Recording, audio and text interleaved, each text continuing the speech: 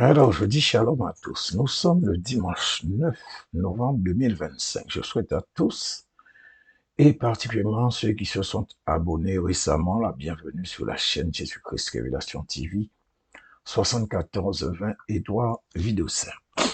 Et je vais prier. Merci Père pour ta parole. Accompagne tous ceux et celles qui sont réceptifs et réceptives, qui ont un cœur bien disposé, qui veulent comprendre et connaître un peu plus ta parole, afin qu'ils puissent bien assimiler ce qui sera dit au nom puissant de Jésus-Christ de Nazareth. Amen.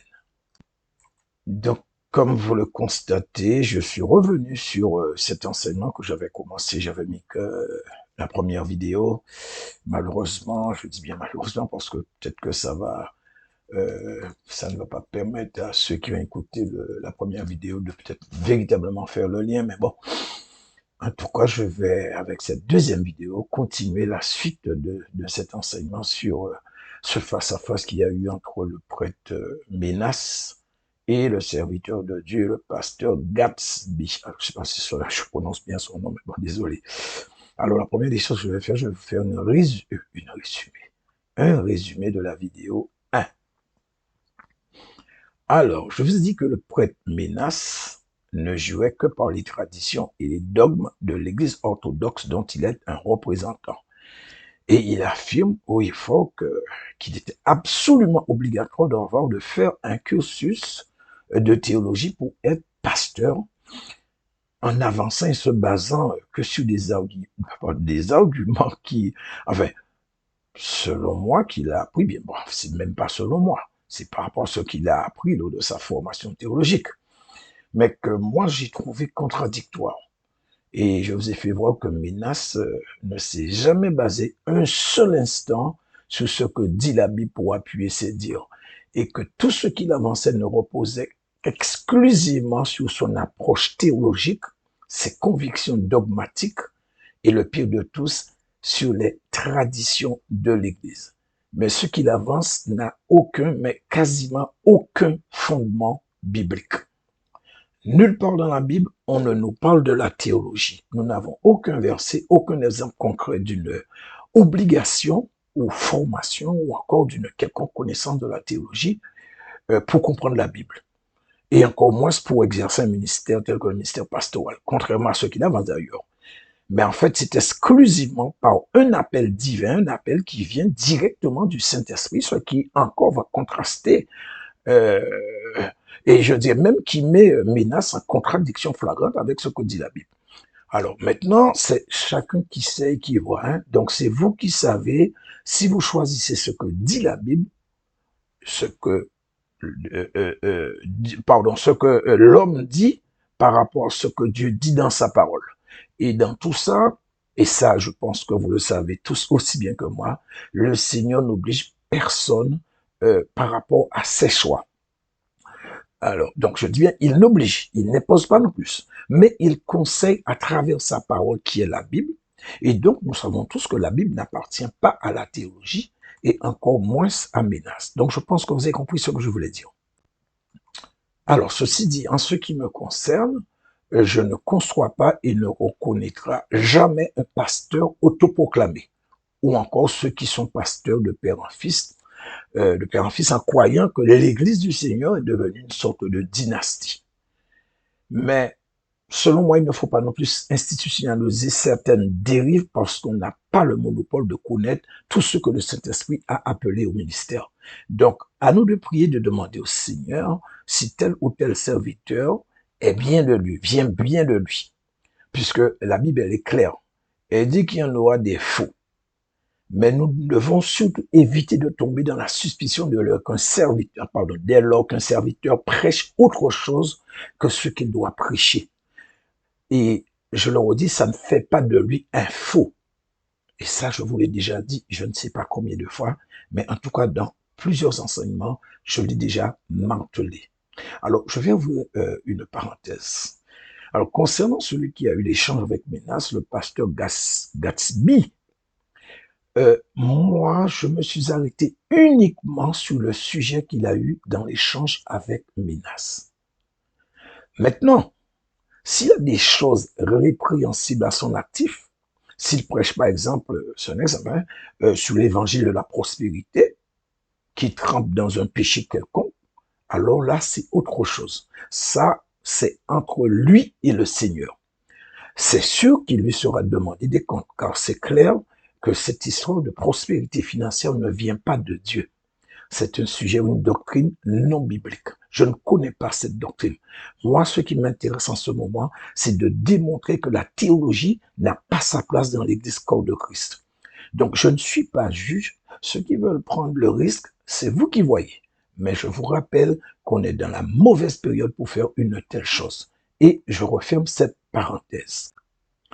Et donc, pour revenir un peu sur ce que je disais par rapport à certaines dérives, nous savons aussi que le diable a infiltré l'Église et que ses agents feront tout pour diaboliser le courant évangélique, le rendre peu crédible. Mais dans tout ça, les prophéties doivent s'accomplir. Les scandales doivent exister dans l'Église corps de Christ. Le Seigneur l'a dit, c'est pas moi qui le dis, c'est le Seigneur qui le dit. Puisqu'autrement, si ça n'existe pas, qui le Seigneur va juger dans son Église? Les chaises, les bancs? Non. Et comment vont s'accomplir les prophéties? Ben, elles ne pourront pas s'accomplir. Donc, il faut que ces choses arrivent, c'est nécessaire. La seule chose, faites comme moi. Demandez au Seigneur pour que les mauvaises, j'allais dire les mauvaises prophéties, mais les prophéties qui comment je peux vous dire ça? Voilà. Pour que ce soit que des prophéties qui bénissent, qui tombent sur vous ou que vous soyez dedans, et non l'inverse. C'est ce que je voulais dire. Et donc, pour revenir sur notre sujet du jour, la Bible dit sans équivoque, l'appel vient avant même la naissance de la personne. Et nous avons vu l'exemple du prophète Jérémie, que je vais d'ailleurs reprendre, hein, car je veux que vous ayez les supports bibliques pour prouver ce que je dis. Parce que c'est trop facile pour certains, ben, ils viennent et s'amusent à interpréter la parole de Dieu. Et à ce stade, c'est sûr, personnellement, je ne peux même plus parler d'interpréter. Mais pour moi, c'est de travestir carrément la parole de Dieu. Et nous allons lire Jérémie chapitre 1, verset 4 à 10. Alors, on nous dit, Jérémie 1, 4 à 10, la parole de l'Éternel me fut adressée en ces mots. Verset 5, avant que je t'eusse formé dans le ventre de ta mère, je te connaissais, et avant que tu fusses sorti de son sein, je t'avais consacré, je t'avais établi prophète des nations. Verset 6, je répondis, ah, Seigneur éternel, voici je ne sais point parler car je suis un enfant. Verset 7, et l'Éternel me dit, ne dis pas, je suis un enfant, car tu iras vers tous ceux auprès de qui je t'enverrai, et tu diras tout ce que je t'ordonnerai. Verset 8, ne les crains point, car je suis avec toi pour te délivrer, dit l'Éternel. Verset 9, puis l'Éternel étendit sa main, toucha ma bouche, et l'Éternel me dit, pardon, voici, je mets mes paroles dans ta bouche. Verset 10, regarde, je t'établis aujourd'hui sur les nations et sur le royaume pour que tu arraches et que tu abattes, que tu ruines et que tu détruises, pour que tu bâtisses et que tu plantes. Parole du Seigneur. Alors, regardons bien ce que Dieu dit à Jérémie. Il était déjà consacré, qu'il n'était même pas encore formé dans le ventre de sa mère. Il était déjà consacré et établi prophète des nations. Or, Paul, l'apôtre Paul, donc on sort de l'Ancien Testament pour passer au Nouveau Testament, nous dit dans le Nouveau Testament, il va nous parler des ministères. Et donc, nous allons voir de quel ministère il s'agit. Et donc, c'est Éphésiens 4, 11 et 12. On nous dit, et il a donné les uns comme apôtres, les autres comme prophètes, les autres comme évangélistes, les autres comme pasteurs et docteurs. Verset 12. Pour le perfectionnement des saints en vue de l'œuvre du ministère et de l'édification du corps de Christ. Donc voilà les ministères qui ont été donnés. Alors pourquoi ces ministères ont été donnés? Le verset 12 donne la réponse. Ça ne vient pas de moi. Pour le perfectionnement des saints. Or, si nous retournons dans Jérémie, voyons ce que Dieu lui dit au verset 7 et 9. Donc Jérémie 1, 7 et 9. Et l'Éternel me dit, ne dis pas je suis un enfant, car tu iras vers tous ceux auprès de qui je t'enverrai. Tu diras tout ce que je t'ordonnerai. Verset 8, ne les crains point, car je suis avec toi pour te délivrer, dit l'Éternel. Verset 9, puis l'Éternel étendit sa main et toucha ma bouche. Et l'Éternel me dit, voici je mets mes paroles dans ta bouche. Mon frère, ma sœur, vous avez lu comme moi. Jérémie avait une seule chose à faire. Aller vers ceux vers qui Dieu l'envoyait et parlait. C'est tout ce qu'il avait à faire. Pourquoi? Parce que Dieu a mis ses paroles dans sa bouche, dans la bouche de Jérémie, comme il le dit lui-même au verset 9. Il ne lui a pas dit, ah mais salope, j'ai complètement oublié, j'aurais dû t'envoyer faire une formation de prophète avant. Et aussi, ouf, la théologie, je n'y ai pas pensé. Et quand tu seras formé dans tout ça, tu vas revenir me voir. Est-ce que le Seigneur lui a dit ce genre de choses? Non, du tout pas. Donc, nous avons un enfant qui ne sait pas parler, puisque c'est lui qui le dit, encore moins qui a entendu parler de cette histoire de théologie, et qui a été consacré et établi comme prophète avant même de venir au monde. Et de l'autre côté, Paul nous dit qu'être prophète, c'est exercer un ministère. Donc, en conclusion, un enfant qui ira faire l'œuvre de Dieu sans aucune formation quelconque, parce que ce n'est pas lui qui parlera, mais c'est Dieu qui parlera à travers lui, comme c'est écrit, tout comme il parlera à travers n'importe qui qu'il va appeler pour faire son œuvre. Et donc, tout comme Jérémie, il devait dire ce que Dieu lui dit, ben, le pasteur, c'est la même chose. Hein. Il exerce un ministère, il dira ce qu'il doit dire parce qu'il a été appelé pour ça. Ce qui va contraster fort et même contredire dans toute sa profondeur, et ce, de manière irrévocable, à penser la position théologique de Minas sur le principe qu'il dit qu'il est obligatoire de passer par un cursus théologique pour exercer un ministère ou pour exercer le ministère pastoral. Ça n'a aucun fondement. Biblique, bien sûr, mais dans ma vie, non. Désolé, pendant que j'enregistrais, ben, vous savez, encore l'ennemi, ben, ils ont bloqué le logiciel sur lequel je suis en train d'enregistrer. Vous voyez, je n'ai pas de répit. Et en fait, ce que j'allais vous dire hein, par rapport à, à ce que je viens de dire, pour éviter d'être un extrémiste pardon, comme menace, on peut aussi voir la chose d'une autre manière. Et je dirais que oui, Menace a raison. Oui, effectivement, il faut passer par un cursus théologique pour comprendre la Bible, pour être aussi pasteur. Mais ce sera toujours selon le concept théologique, selon la vision de Menace et non selon ce que nous avons lu dans la Bible, qui est la parole de Dieu et qui fait foi en toutes choses.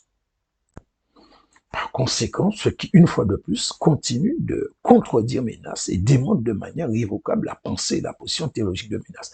Donc, c'est à vous de faire un choix entre la parole de Dieu, qui est la Bible, et la parole d'un homme, peu importe ce qu'il est. Mais rappelez-vous qu'un choix doit être fait avant, ou plutôt quand vous faites un choix, il doit être avant tout personnel. Et c'est pour ça qu'il ne faut pas suivre la masse. Euh, Beaucoup lisent des commentaires, j'ai vu, et puis dès lors que quelques-uns ont mis un commentaire qui va défendre quelque peu importe, hein, qu'ils comprennent ou ne comprennent pas, qu'ils soient d'accord ou pas, dès lors que ils vont, vous allez voir pratiquement que la masse va suivre. Il faut pas faire la même chose. Donc là, je vous ai conseillé. Après, chacun fait comme bon lui semble. Mais je sais que je vous ai bien conseillé. Et ensuite, j'ai commencé à vous expliquer certaines choses justement concernant la théologie. Et je vais continuer. Par contre, je vais faire ce que j'aurais dû faire dans la première vidéo. Je vais faire écouter directement les extraits enfin les propos de Menace, hein, donc ce qui est sorti directement de sa bouche. Et ensuite, je vais vous expliquer ce que dit réellement la Bible, avec bien sûr des versets à l'appui, sans une once de théologie.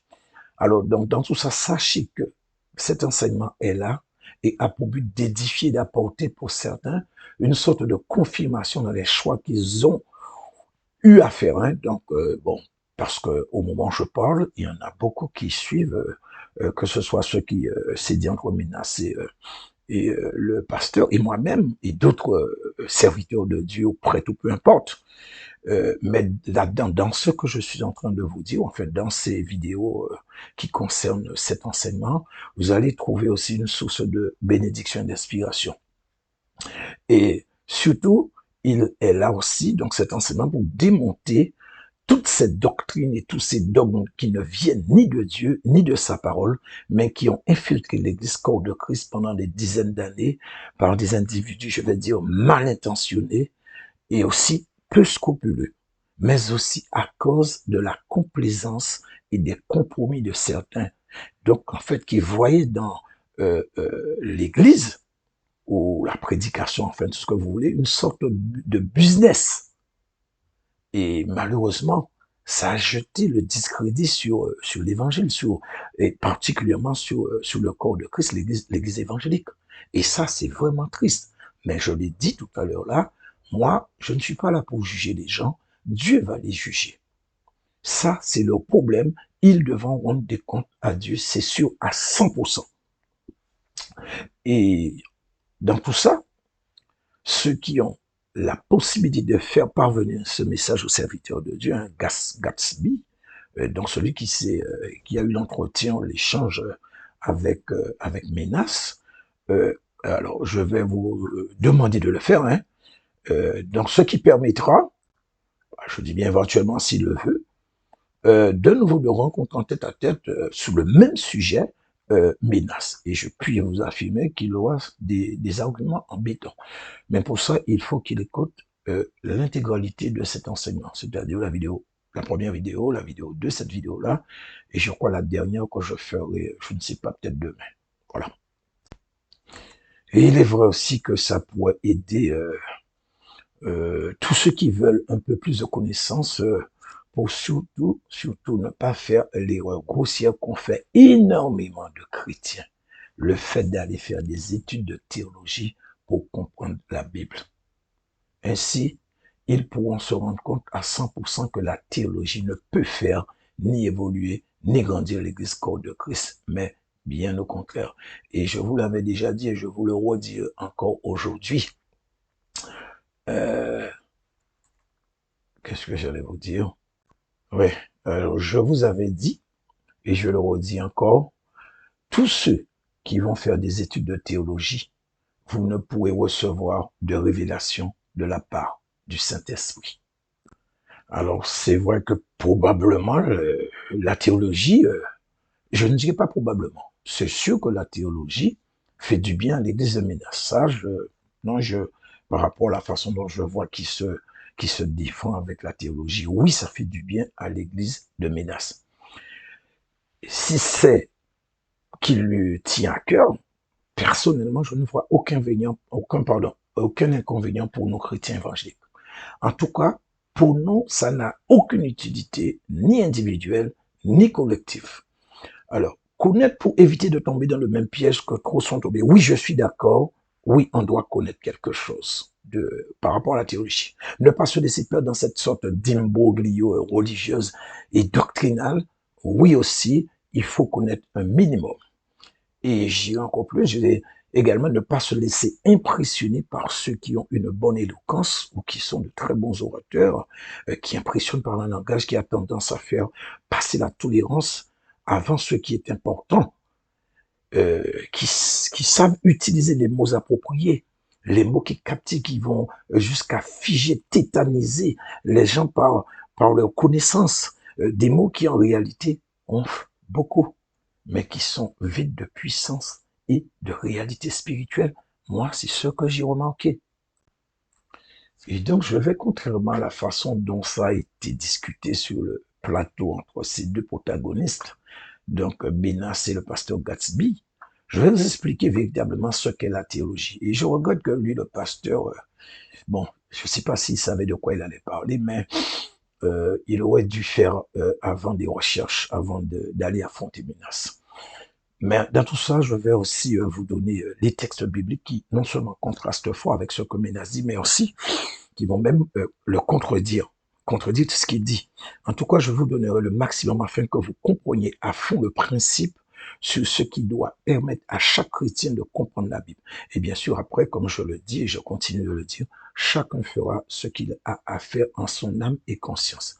Si c'est la Bible que vous mettez avant, alors vous n'aurez aucun problème pour comprendre ce que je dis et ce que je vais dire. Par contre, si c'est la parole des hommes que vous avez décidé de prioriser dans votre vie spirituelle, c'est clair que vous aurez des objections et serez fortement en opposition avec ce que je dirai. Mais je vais vous rappeler que votre choix ne va pas engager que vous et vous seul. Ou plutôt, votre choix ne va engager que vous et vous seul. Et je peux vous assurer d'une chose, votre choix vous suivra dans l'éternité. Alors, je ne le dis pas comme une sorte de menace. Non, du tout pas. Mais simplement pour vous sensibiliser sur le fait de comprendre qu'un choix aussi important, donc par rapport au thème de ce jour, ne se fait ni sur un coup de tête, ni sur les sentiments, ni sur des appartenances ou des apparences, ni par influence, ni par peur, en fait tout ce que vous voulez. Mais ça doit se faire en âme et conscience. Voilà, c'est ce que j'avais à dire. Et donc, c'est vrai que Menas a dit des choses, beaucoup de choses, et je dirais même trop de choses qui auraient mérité effectivement que je m'y attarde, mais je crois que c'est une perte de temps. J'ai trop de messages beaucoup plus importants, instructifs pour l'Église corps de Christ à traiter.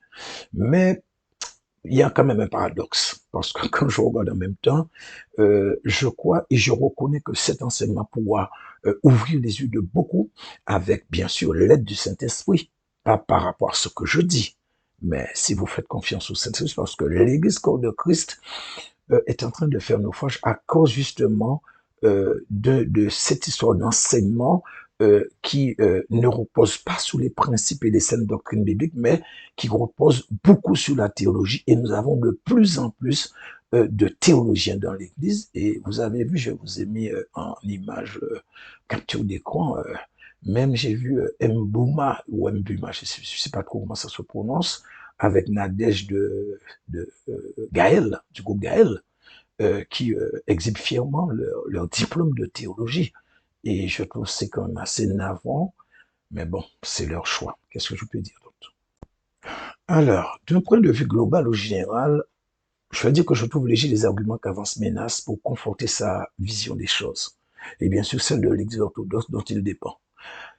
C'est le fait qu'il soit omnibulé sur le principe presque fondamental de pas presque, pardon, sur le principe fondamental de l'obligation d'un cursus théologique, comme si c'était une sorte de doctrine biblique ou un dogme de l'Église orthodoxe, je ne sais pas moi. Alors, c'est vrai que si c'était un choix personnel qu'il avait décidé de faire, et que parallèlement, il respectait le choix des autres, alors j'aurais pu comprendre, et même que je me tairais, je n'aurais même pas fait de, bon, je ne sais pas si j'aurais fait, mais bon, j'aurais certainement fait, mais bon, j'aurais pas peut-être été aussi en profondeur. Mais moi, ce qui me gêne, c'est le principe même de vouloir nous imposer à nous chrétiens évangéliques son choix.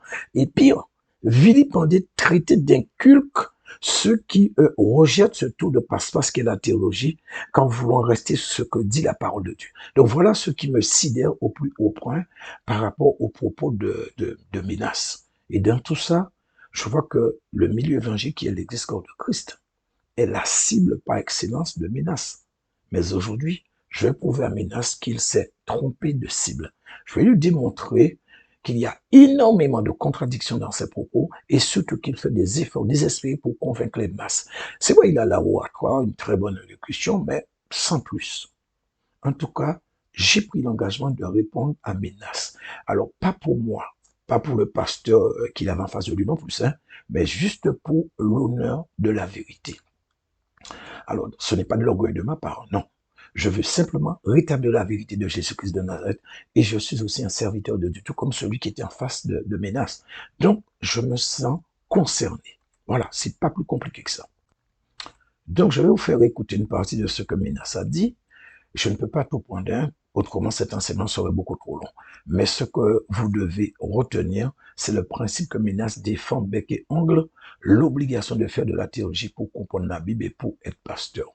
Donc, il y a dans tout ça ce que je rappellerais un rapport ou de la part de Ménas. Alors, désolé, j'ai une petite confusion dans mes notes. Ce que je voulais dire, c'est que dans tout ça, il y a beaucoup de confusion aussi, hein, à part des contradictions, mais il y a aussi des confusions entre ce qui sort de la bouche de Ménas et la réalité qu'il essaie de montrer, de démontrer à travers sa théologie. Parce que dire une chose et faire ou pratiquer son contraire, alors à vrai dire, je ne sais pas trop comment on doit qualifier ça. Mais bon, en tout cas, c'est constant, même trop constant dans ses propos. Vous dites que la théologie, seul le Saint-Esprit révèle, qui sont dans les conseils des hommes, vous dites que c'est une science humaine. Et vous avez fait une très bonne introduction, mais malheureusement, parce que vous n'avez pas compris, vous dites que pour être serviteur du Christ, on n'a pas besoin de faire la théologie. Vous avez raison. Pour servir Dieu, on n'a pas besoin de faire la théologie. On n'a pas parlé de servir Dieu. Pour guérir les malades, on n'a pas besoin de la théologie. Pour prier, on n'a pas besoin de la théologie. Vous avez raison. Mais par contre, le débat n'est pas là. C'est pas servir Dieu. C'est pour être pasteur. Donc vous avez déjà un problème conceptuel. On vous dit, est-ce que pour conduire le peuple de Dieu, faut-il faire des études? Eh bien, je vous dis oui. Quand vous dites que ce n'est que par le Saint-Esprit, eh bien, vous vous trompez parce que vous et moi, on parle de la même chose. Vous avez une mauvaise conception du mot théologie. Apparemment, vous ne savez pas c'est quoi le mot théologie. Théologie du grec théos logos, c'est tout discours sur Dieu. Quand quelqu'un parle de Dieu, quand quelqu'un enseigne Dieu, il fait de la théologie. Même si le monde ne voulait pas l'accepter, mais c'est parce que vous parlez de Dieu. Donc vous qui êtes là, le fait de parler de Dieu, vous faites la théologie. Dans votre église, quand quelqu'un, par exemple, veut devenir pasteur, il ne va pas venir comme ça, directement vous l'ordonnez pasteur, vous le consacrez pasteur. Vous allez attendre qu'il puisse avoir des cours d'affermissement biblique, d'étudier certains thèmes de la Bible, d'étudier certaines choses. Une fois qu'il a acquis la maturité, vous allez dire que ce monsieur peut devenir pasteur. Donc si quelqu'un arrive dans votre église, directement comme ça, il devient pasteur, vous allez d'abord l'observer. Et les églises millénaires qui sont venues avant vous, parce que vous avez la prétention de faire la leçon à 2000 ans d'histoire, vous dites qu'on va refaire la doctrine des apôtres. C'est une prétention. Il faut être un peu humble dans les propos. Donc l'église millénaire qui est là avant vous a voulu que les ministres de culte, ceux qui seront les pasteurs, les prêtres, puissent être éclairés. C'est par la théologie qu'on sait que là, il y a l'hérésie, là, il y a l'erreur. Donc, c'est une formation intellectuelle. Aujourd'hui, pour apprendre à faire du pain, il faut aller dans une école de pâtisserie. Pour faire la cuisine, il faut aller à l'école. Les écoles existent pour ça. Et aujourd'hui, Charlemagne, qui vous écoute, va se retourner sur sa table. Lui qui a voulu que partout en France, il y ait des écoles. Vous appelez ça science charnelle. Mais vous-même, vous portez des lunettes. C'est que vous êtes allé voir un ophtalmologue, qui est une science charnelle. Vous me direz, oui, les apôtres n'ont pas étudié. Le Christ, dans Luc chapitre 24, le verset 27 dit qu'il est en train d'ouvrir les intelligences des Écritures. Et quand il a choisi les apôtres, le texte dit il les appela pour être auprès de lui. Qu'est-ce qu'ils faisaient auprès de Jésus? Ils n'étaient pas que là pour regarder les beaux yeux de Jésus. Ils étaient là pour apprendre son enseignement. Et quand le Christ va monter au ciel, il dira allez enseigner ce que je vous ai appris. Donc il y a une formation à la fois. Qu'importe. Très bien, merci. Ok, alors j'ai préféré vous laisser écouter de sa propre bouche. Et vous avez entendu dans ce premier audio, il explique que ce n'est pas d'être serviteur de Dieu qui cause problème, mais c'est sur le fait d'être pasteur. Donc celui qui veut être pasteur doit prendre des cours d'affermissement biblique, étudier certains thèmes de la Bible, étudier certaines choses, on doit l'observer. Et c'est une fois qu'il a acquis la maturité, ce monsieur peut devenir pasteur.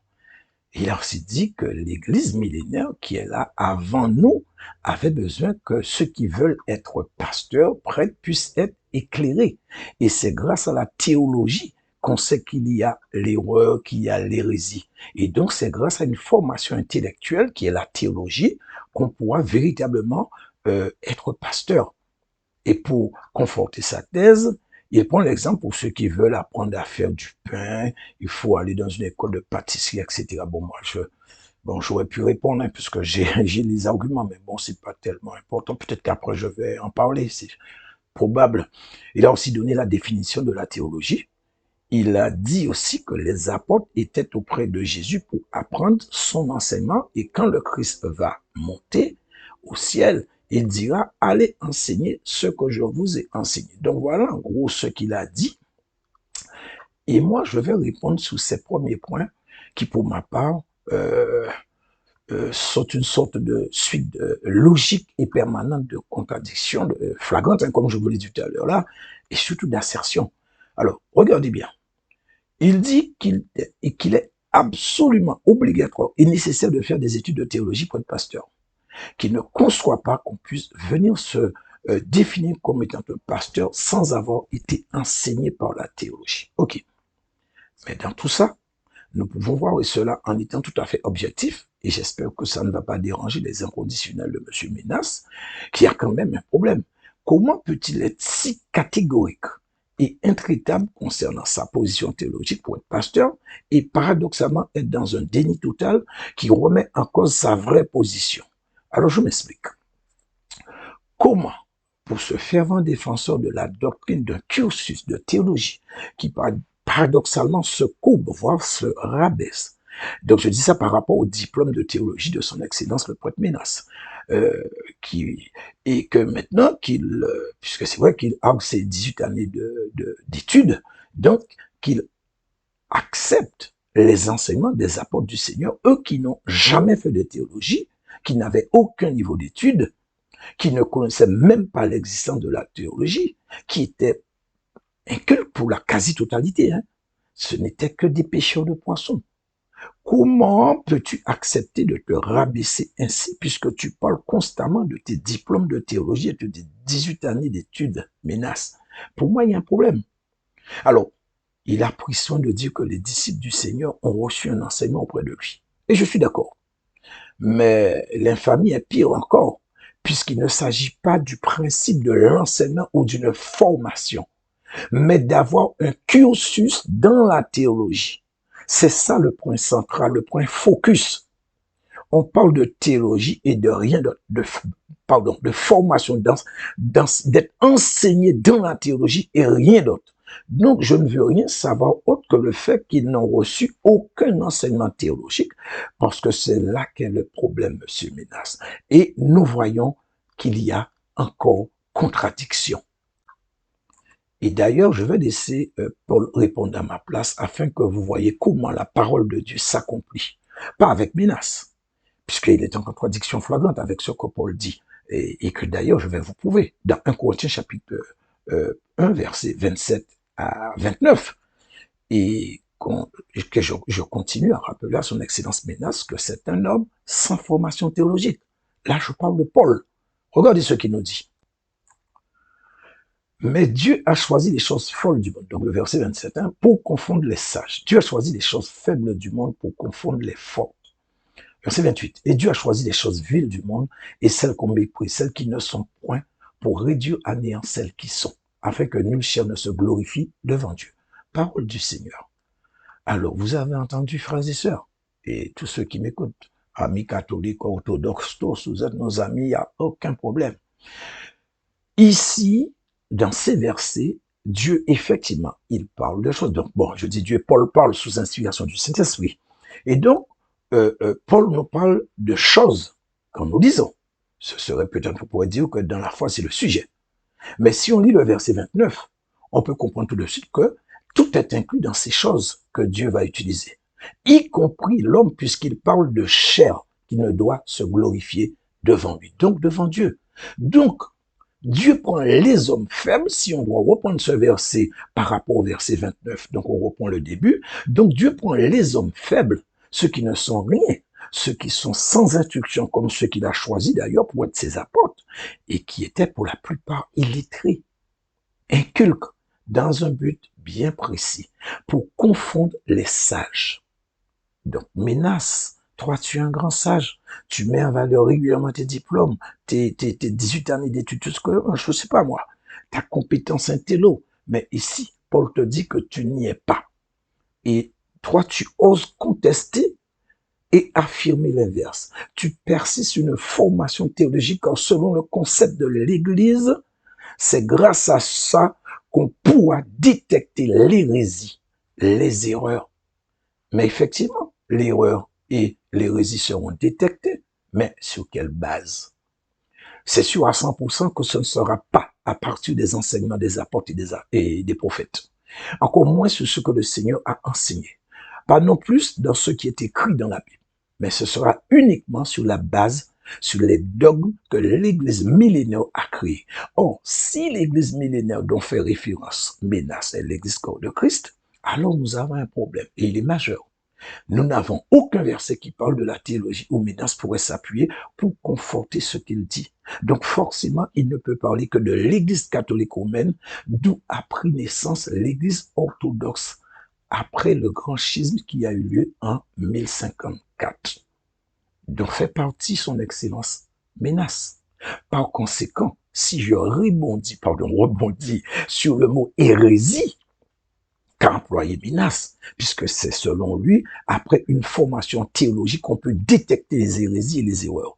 Je vais rappeler à Sa Majesté Ménas que ce mot hérésie ne vient pas de la Bible, mais encore une fois de l'Église catholique romaine, et que l'Église orthodoxe va en pointer. Et c'est quoi l'hérésie? Je vais vous donner la définition d'hérésie et je vais vous demander aussi d'être plus attentif. Et c'est là qu'on a un véritable problème conceptuel. Donc, voilà ce qu'on nous dit dans la définition du mot hérésie. On nous dit que c'est un mot féminin, ok, d'accord. Ensuite, on nous dit doctrine, opinion émise au sein de l'Église catholique et condamnée par elle.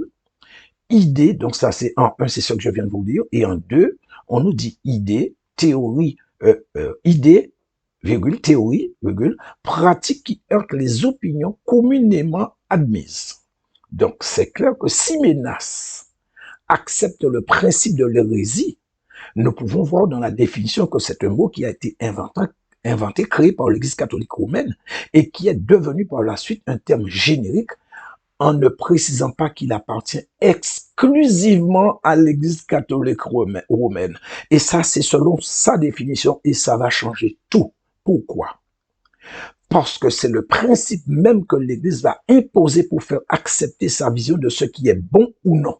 Par conséquent, ce qui doit être accepté et ce qui doit être rejeté spirituellement parlant, tout en écartant les doctrines bibliques.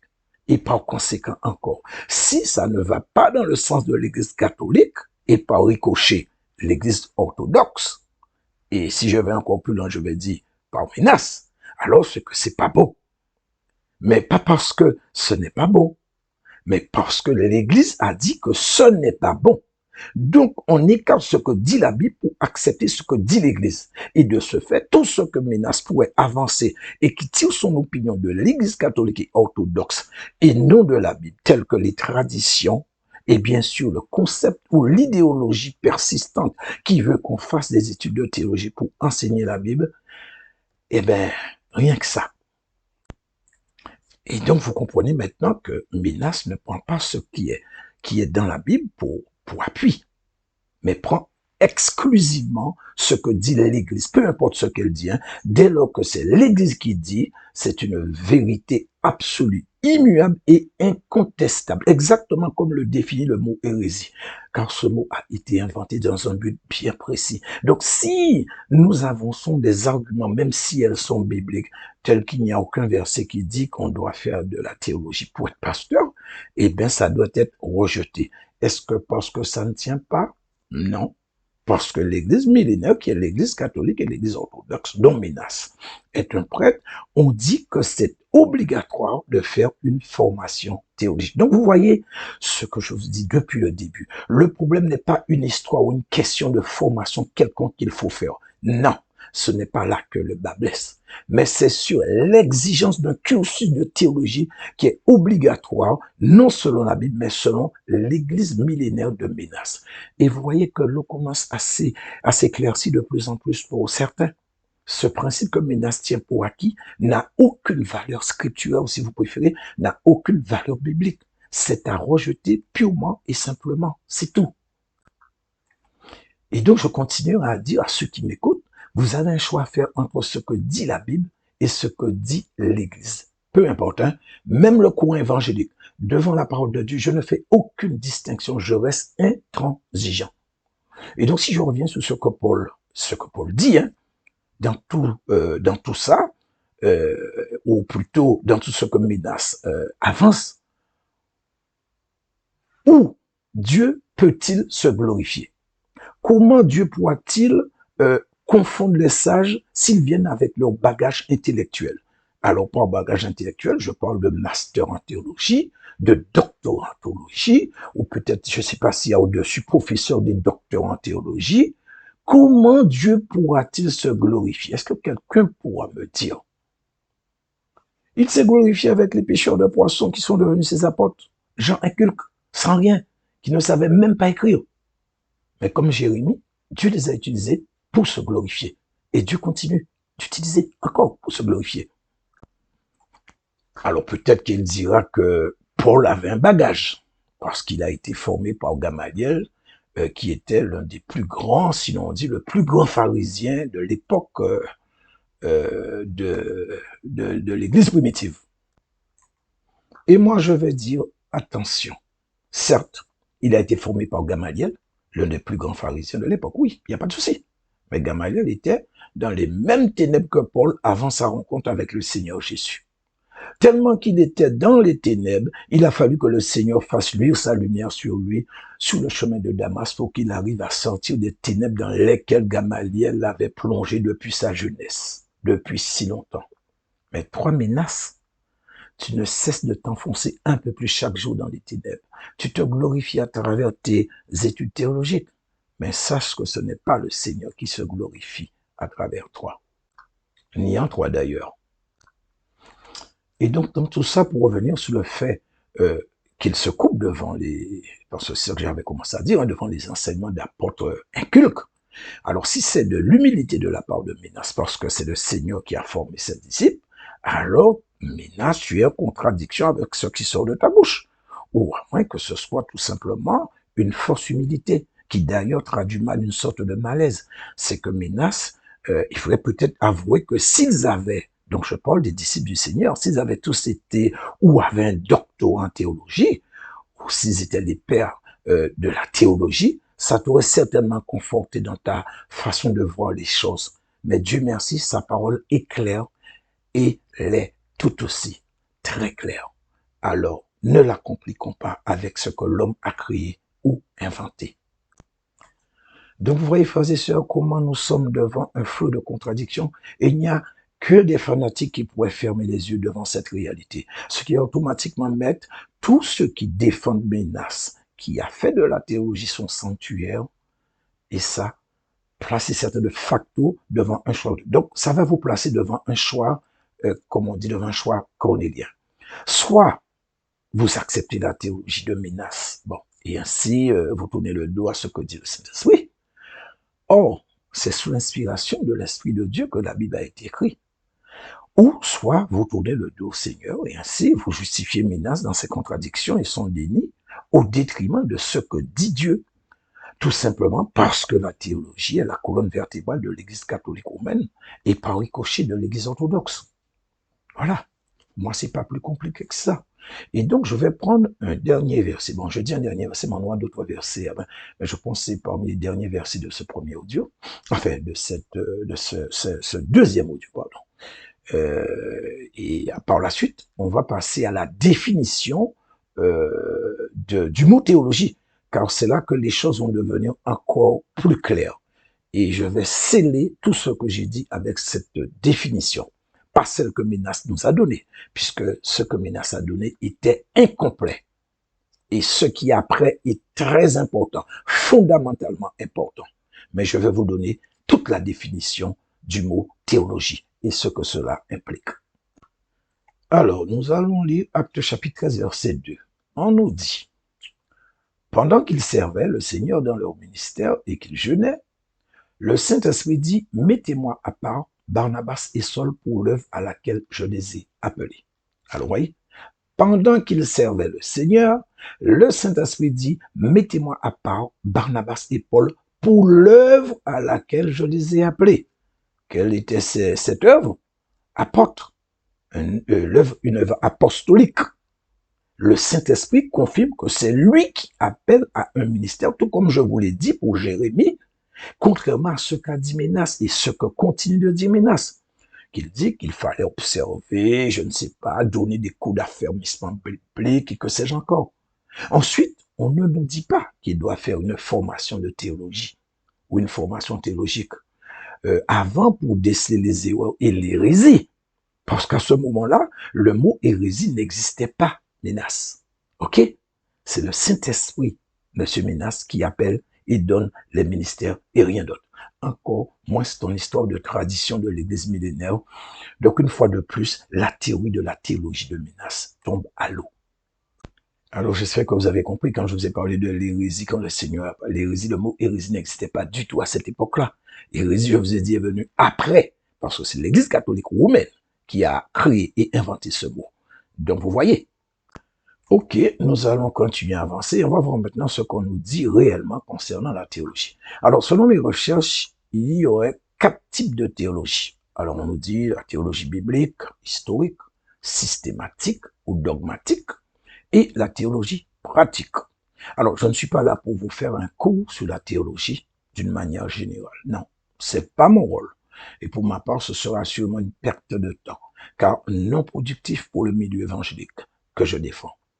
Ce qui est important pour moi, c'est de vous démontrer que c'est fondamentalement erroné de croire qu'il faut impérativement faire de la théologie pour comprendre la Bible, ou pour devenir pasteur, ou pour enseigner. Que ce soit la théologie biblique, ou dogmatique, ou une autre, peu importe. Pour moi, c'est du pareil au même. Donc, voilà pour l'instant ce que je veux démontrer, ce que je vous ai dit et que je continue à faire. Et je ne veux pas imposer ma vision comme le fait Menace. Je vous démontre la chose et après chacun fait comme il a résolu en son cœur. Mais dans tout ça, c'est le Saint-Esprit qui va convaincre. Moi, c'est pas mon rôle. D'ailleurs, je ne sais pas faire ça. Toutefois, sachez que la décision que vous allez prendre sur le choix d'acceptation du principe que la compréhension de la Bible est basée fondamentalement sur la théologie, les conséquences, je vous l'ai dit, vont vous suivre jusque dans l'éternité. Et je peux vous l'affirmer à 100% que ce sera malheureusement un regret ou à regret. Donc, ce que je demande, c'est que ceux qui se sentent pris entre deux feux, que vous priez, demandez au Saint-Esprit de vous révéler des choses. Si vous êtes sincère, il le fera. Donc, vous lui demandez ce que je dis est vrai ou faux. Pour moi, c'est pas plus compliqué que ça. Alors, je vais vous donner ma vision sur la théologie avant de vous donner la définition de la théologie. Ça, je vous l'avais déjà dit, peut-être une ou deux fois, je ne me souviens pas. Et je vous dis, je reste intraitable et inflexible dessus. Et c'est une vision qui est très simple. Même un enfant de 10 ans comprendra ce principe. Et ceci, c'est afin de continuer à démontrer, ou plutôt démonter le dogme imposé par Menace qui veut que c'est une obligation absolue de faire la théologie pour être pasteur. Alors, le principe pour moi veut que tous ceux qui disent qu'il faut faire de la théologie pour comprendre la Bible, et même pour exercer un ministère, même être pasteur, hein, sont en train de traiter le Seigneur Jésus-Christ de Nazareth de menteur, d'incompétent, d'ignorant, d'inculte, d'incapable, qui ne connaissait ni le passé ni l'avenir. Pourtant, il se disait fils de Dieu sur terre, alors qu'il ignorait même les rudiments. En fait, ce qui est le plus basique qui permet de comprendre la Bible pour être pasteur, apôtre ou pour comprendre la Bible, soit la théologie. Donc le Seigneur, selon ceux qui croient qu'il faut effectivement faire un cursus théologique, c'est comme ça qu'ils considèrent le Seigneur. Ils sont en train de dire aussi que le Seigneur ne savait même pas que la théologie pouvait permettre à ses disciples d'expliquer la Bible et qu'ils deviennent des apôtres, des enseignants. Et même pour les serviteurs de la fin des temps, donc l'époque où nous sommes, puisqu'il n'en a jamais fait mention, pas même une seule fois durant tout son ministère qui a duré plus de 3 ans. Et comme je l'ai dit il y a un instant, même un enfant de 10 ans comprendrait ce principe élémentaire. Donc, que vous soyez ou pas pour Menace, vous avez une intelligence, vous savez raisonner, donc ce principe est fondé et il ne devait en aucun cas vous laisser indifférent. Mais ça doit d'une manière ou d'une autre vous interpeller. Alors, je ne vous demande pas de me croire sur parole, je ne demande pas d'être d'accord avec moi, juste d'analyser et d'essayer de comprendre ce simple principe. C'est tout ce que je demande. Menace, force et impose. Moi, je vous explique et je vous demande juste d'analyser. C'est tout. Et après, vous faites un choix. En tout cas, ça va nous amener à comprendre pourquoi le Seigneur n'a jamais parlé de théologie à ses disciples. Bien sûr, pour ceux qui croient dans ce que dit la Bible, qui ne l'oublions pas, est la parole de Dieu et doit rester notre seul point d'ancrage avec l'Esprit de Dieu, le Saint-Esprit, qui a été envoyé comme promis par le Père pour nous aider à comprendre la profondeur des mystères de Dieu, ce que la théologie n'a jamais fait et ne pourra jamais faire. Alors, un rappel biblique fondamental. Si vous vous appuyez sur ce que dit Menace, qui s'appuie sur les diplômes de théologie qu'il a acquis, et non sur ce que dit la Bible, qui est la parole de Dieu, Bible qui est là, ne l'oublions pas, pour juger les cœurs et rétablir toute la vérité, lui Menace n'est qu'un homme qui se base exclusivement et fondamentalement sur les traditions et les dogmes de l'Église millénaire, qui également rejette systématiquement et de manière outrancière les principes essentiels et doctrinaux de la Bible et fait prévaloir à sa place, comme je l'ai dit à l'instant, les traditions et autres dogmes d'une institution spirituelle qui, ne l'oublions pas, n'est pas celle du Seigneur, ou plutôt celle que le Seigneur a établie, mais l'Église venue et établie par des hommes. Et c'est de celle-là que Minas parle. Alors attention, c'est pas moi qui ai dit que cette église n'était pas établie par le Seigneur, c'est Minas qui l'a dit. C'est lui qui a dit, pas moi, puisqu'il ne mentionne jamais l'église primitive des apôtres. Il parle systématiquement des pères de l'église millénaire, des traditions de l'église millénaire, de ce qui a été établi par les pères de l'église millénaire. Donc forcément, il parle de l'église catholique et de l'église orthodoxe. Et s'il venait à dire qu'il s'agit de l'église du Seigneur, là encore, il tombera en disgrâce. Il sera encore en contradiction flagrante. Que ce soit le Seigneur ou les apôtres, ils ont systématiquement mis en garde contre les traditions, car ce sont justement ces traditions que certains ne voulaient pas lâcher et qui devenaient de plus en plus une barrière infranchissable pour eux, pour qu'ils puissent comprendre la foi véritable. Et ce que je comprends qui est le problème aussi de Minas. Donc une fois de plus, le contraire de ce que Minas avance. Donc faites très attention à là où Minas vous conduit, où veut vous conduire. Et ce que je constate encore, c'est que Minas parle de Jésus-Christ et pense le connaître. Mais je peux voir que c'est fondamentalement faux. Minas ne le connaît pas, ni même le fondement de la foi chrétienne. Par conséquent, on peut conclure sans cligner des yeux qu'il est en train de mettre ses diplômes et ses convictions religieuses au-dessus même de la Bible qui est la parole de Dieu, mais aussi au-dessus du Saint-Esprit qui a inspiré les apôtres et même Paul qui était aussi avec Minas avant de rencontrer Jésus sur le chemin de Damas. Alors donc, nous allons lire 2 autres versets pour continuer à enfoncer le clou et réduire de plus en plus la théorie de Minas, parce que qu'il veuille le recevoir ou pas, c'est la Bible qui tranche et non des cours de théologie comme il le dit. Et donc nous irons dans le livre de Jean. Donc Jean 16, 7 à 8. On nous dit, 7 et 8 plutôt. Cependant, je vous dis la vérité, il vous est avantageux que je m'en aille, car si je ne m'en vais pas, le consolateur ne viendra pas vers vous. Mais si je m'en vais, je vous l'enverrai. Verset 8. Et quand il sera venu, il convaincra le monde en ce qui concerne le péché, la justice et le jugement. Et donc, les versets 13 et 14, toujours de Jean 16, on nous dit, quand le consolateur sera venu, l'Esprit de vérité, il vous conduira dans toute la vérité, car il ne parlera pas de lui-même, mais il dira tout ce qu'il aura entendu et il vous annoncera les choses à venir. Verset 14, il me glorifiera parce qu'il prendra de ce qui est à moi et vous l'annoncera. Alors, pour savoir si ce que Minas dit est vrai, la toute première question que l'on doit se poser est la suivante. Et elle est d'une simplicité remarquable. Et ça, c'est par rapport à ce que nous venons de lire. Donc, dans ces versets de Jean, à qui le Seigneur s'adressait-il? Est-ce à la foule ou à tous d'une manière générale ou encore exclusivement à ses disciples? Mais le doute n'est pas permis quant à la réponse.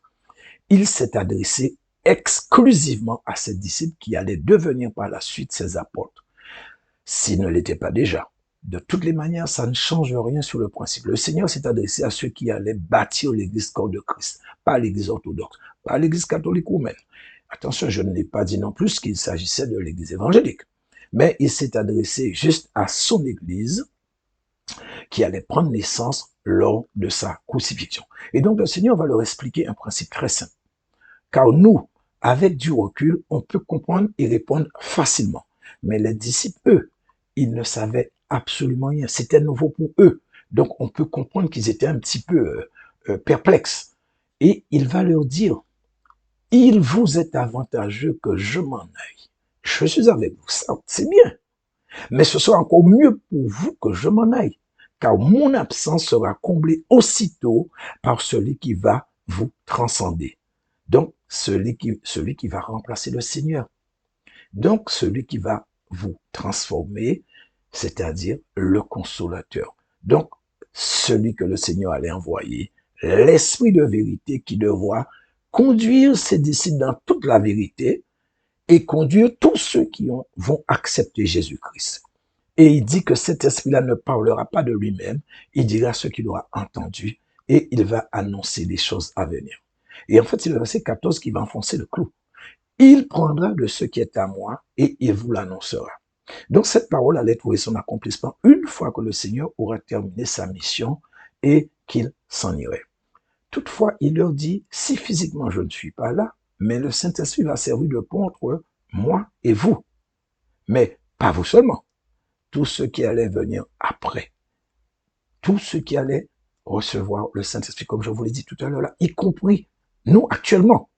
Donc, les pasteurs, les apôtres et autres serviteurs de Dieu qu'il y a de nos jours sont concernés aussi, monsieur Ménas, par la théologie, mais le Saint-Esprit, monsieur Ménas, pas une formation quelconque ou des diplômes, mais le Saint-Esprit.